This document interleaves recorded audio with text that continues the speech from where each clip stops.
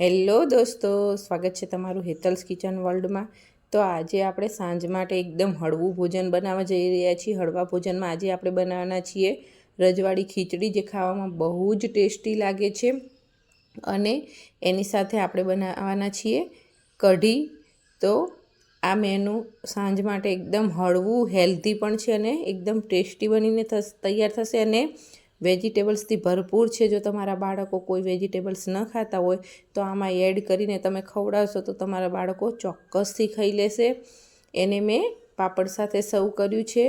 તો ચાલો આજે આપણે બનાવીએ હળવું મેનુ એવું રજવાડી ખીચડી અને કઢી, જે ખાવામાં બહુ જ ટેસ્ટી લાગે છે। તો ચાલો આપણે બનાવીએ રજવાડી ખીચડી કઢી।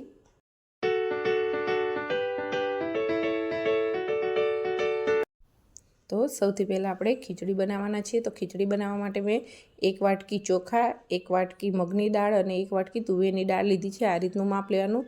2 ભાગની દાળ અને 1 ભાગની ચોખા લેવાના છે। હવે આપણે આને 3-4 પાણીએ સરખી રીતે ધોઈ લેવાના છે અને આને અંદર પાણી એડ કરી દેવાનું છે। હું તમને માપ બતાવી દઉં કે આ વચ્ચેની આંગળી હોય એના આટલા ટેરવાના માપનું પાણી મૂકવાનું। અને હવે આપણે આની અંદર સ્વાદ પ્રમાણે મીઠું એડ કરી દેવાનું છે અને એની સાથે જ આપણે અડધી ચમચી હળદર પાવડર એડ કરવાનો છે। હવે આપણે આની અંદર અડધી ચમચી મેથી એડ કરવાની છે, જે સૂકી મેથી આવે છે આખી, એ એડ કરવાની છે। મેથી નાખવાથી ખીચડીનો ટેસ્ટ બહુ જ સરસ આવે છે। અને એની સાથે જ હું આ રીતે 3 લસણના ગાંઠિયા આખા એડ કરી દઈશ। જો તમારે ન ભાવતા હોય તો ન નાખવાના, પણ આ રીતે તમે એક વખત જરૂરથી ટ્રાય કરજો, બહુ જ સરસ લાગે છે। હવે આપણે આને સરખી રીતે મિક્સ કરી દઈશું અને આની 3 સીટી વગાડવાની છે। પણ એની પહેલાં હું વટાણા નાખવાના ભૂલી ગઈ હતી, તો ફોલીને રાખેલા વટાણા છે એ હું થોડા એડ કરી દઈશ, જેથી આપણી ખીચડીની સાથે જ બફાઈ જાય અને કાચા ન રહે એટલા માટે। હવે આપણે કુકર બંધ કરી આને થવા દઈશું, ત્યાં સુધી આપણે કઢીની તૈયારી કરી લઈએ। તો કઢી માટે મેં એક તપેલી લઈ લીધી છે। એની અંદર હું 3થી 4 ચમચી દહીં લઈ લઈશ। દહીં એકદમ મોળું પણ નથી અને એકદમ ખાટું પણ નથી, મીડિયમ દહીં લીધું છે મેં। અને જો તમારી પાસે દહીં ન હોય તો તમે છાશ પણ લઈ શકો છો। છાશમાંથી પણ બહુ જ સરસ બને છે, પણ તમે કઢીમાંથી એક વખત જરૂરથી ટ્રાય કરજો। હવે મેં 4 ચમચી દહીં લીધું છે, તો એની અંદર હું 3 ચમચી આ રીતે ચણાનો લોટ લઈ લઈશ। અત્યારે આપણે આની અંદર પાણી એડ નથી કરવાનું, આ બંનેને જ મિક્સ કરવાનું છે। તો 3 ચમચી ચણાનો લોટ લઈ હવે આપણે આને એકદમ સરસ રીતે મિક્સ કરી દેવાનું છે। અને આ રીતે મિક્સ કરવાથી જે ગાંઠો પડે છે ચણાની લોટની એ નહીં પડે અને એકદમ સ્મૂથ પેસ્ટ બનીને તૈયાર થઈ જશે। જો પાણી નાખશો તો તમારી ગાંઠો પડશે, એટલે પહેલાં પાણી એડ નહીં કરવાનું। તો તમે જોઈ શકો છો કે એકદમ સરસ સ્મૂથ પેસ્ટ બનીને તૈયાર થઈ ગઈ છે। તો હવે આપણે આની અંદર પાણી એડ કરવાનું છે। તો હું આની અંદર હવે 1 લોટો ભરીને પાણી એડ કરી દઈશ આ રીતે, અને એને આપણે સરખી રીતે મિક્સ કરી દેવાનું છે। અને જો તમે છાશની અંદર બનાવો તો તમને એક સહેલી ટિપ્સ બતાવું, તો તમારે એની અંદર ચણાનો લોટ એડ કરી અને બ્લેન્ડર ફેરવી દેવાનું, જેથી કરી ગાંઠો નહીં પડે, એ પણ સરળ રીતે બને છે। તો તમે જોઈ શકો છો કે એકદમ ગાંઠો વગરનું આપણું કઢી માટેનું બેટર તૈયાર છે। તો આને સાઈડમાં મૂકી કઢીના વઘારની તૈયારી કરી લઈશું। તો મેં એક ઊંડું વાસણ લઈ લીધું છે, એની અંદર હું 2 ચમચી ઘી એડ કરી દઈશ। કઢી જો તમે ઘીમાં વઘારશો તો એનો અલગ જ ટેસ્ટ આવશે, એટલા માટે મેં ઘી લીધું છે। તો 2 ચમચી હું ઘી એડ કરી એને ગરમ થવા દઈશું, અને ગરમ થાય એટલે આપણે એની અંદર 3 લવિંગ અને 2 તજના ટુકડા લેવાના છે, એ હું એની અંદર એડ કરી દઈશ। ને એ લવિંગ ફૂટી જાય એટલે આપણે એની અંદર 1 ચમચી રાઈ એડ કરવાની છે। સોરી, રાઈ નથી, જીરું એડ કરવાનું છે। તો 1 ચમચી મેં જીરું એડ કર્યું છે। જીરું આપણું તતડી જાય એટલે આપણે આની અંદર આ રીતે સરખી રીતે પહેલાં એને તતડવા દેવાનું છે, ને એ સરખી રીતે જીરું તતડી જાય એટલે આપણે આની અંદર 3G પેસ્ટ એટલે કે આદુ, મરચાં અને લસણની પેસ્ટ એડ કરવાની છે। એને પણ આપણે આની અંદર સરસ સાંતળી લેવાનું છે।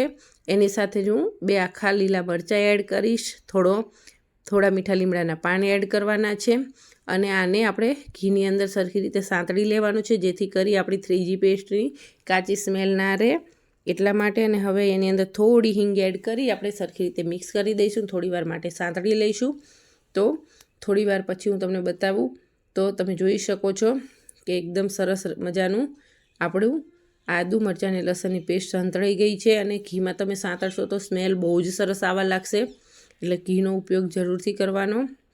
તો આપણો મસાલો સંતળાઈ ગયો છે. તો હવે આપણે આની અંદર જે કઢીનું બેટર તૈયાર કરીને રાખ્યું છે એ એડ કરી દેવાનું છે અને એ એડ કરી આપણે એને કન્ટિન્યુ ચલાવતા રહેવાનું છે.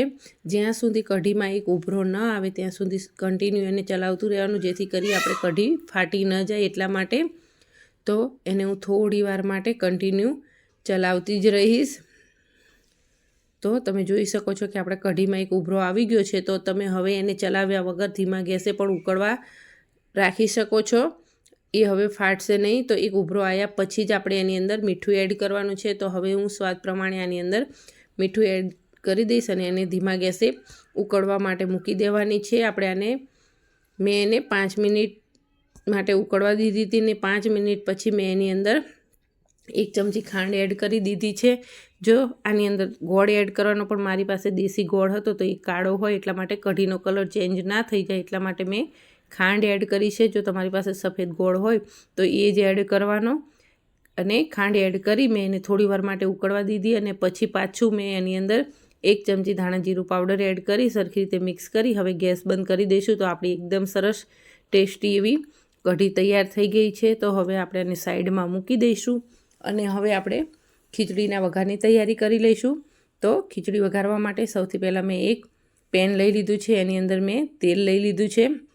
તેલ આપણું ગરમ થાય એટલે આપણે એની અંદર 1 ચમચી રાઈ અને 1 ચમચી જીરું એડ કરવાનું છે.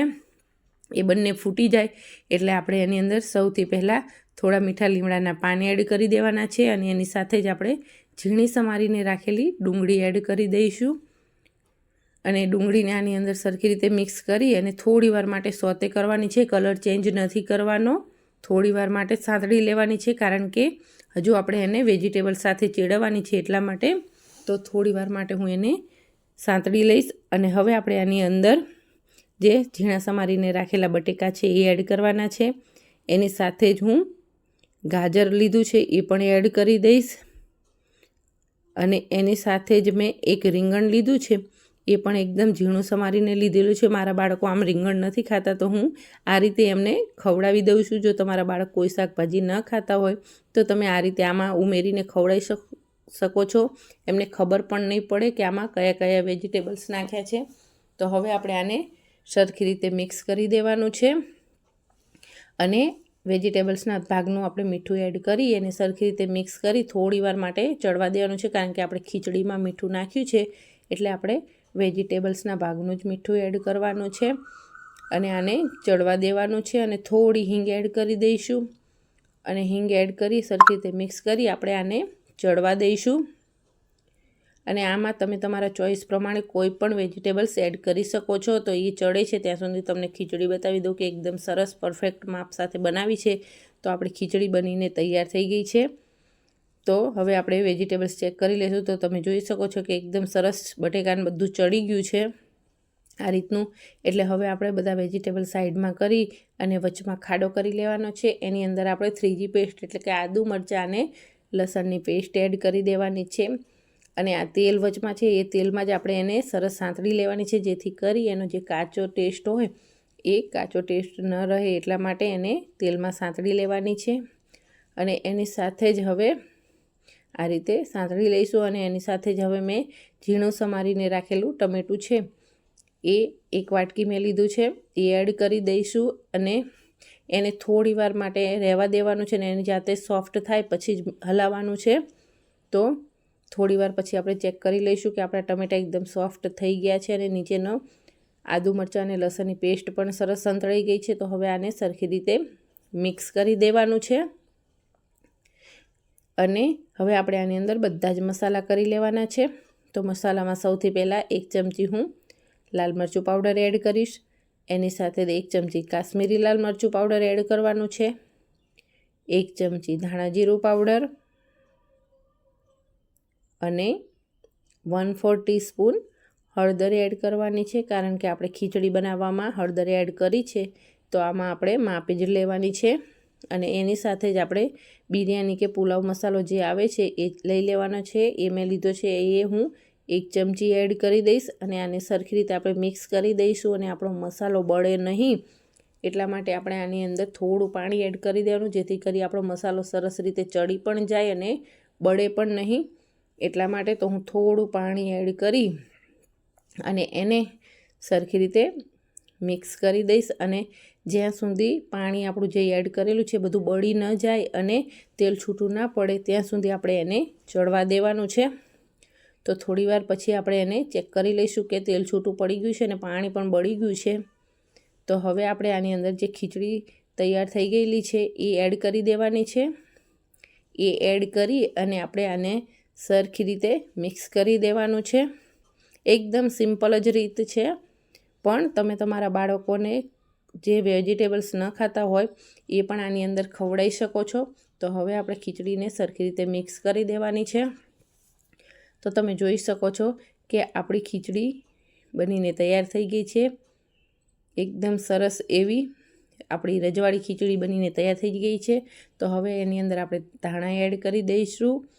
તો આપણી ટેસ્ટી એવી વેજીટેબલ્સથી ભરપૂર રજવાડી ખીચડી બનીને તૈયાર થઈ ગઈ છે. તો હવે આપણે એને સર્વ કરી લઈશું. તો ખાવામાં ટેસ્ટી અને હેલ્ધી એવી આપણી રજવાડી ખીચડી બનીને તૈયાર થઈ ગઈ છે અને વેજીટેબલ્સથી ભરપૂર છે અને બાળકોને આ રીતે બનાવીને ખવડાવશો તો બહુ જ હેલ્ધી પણ છે.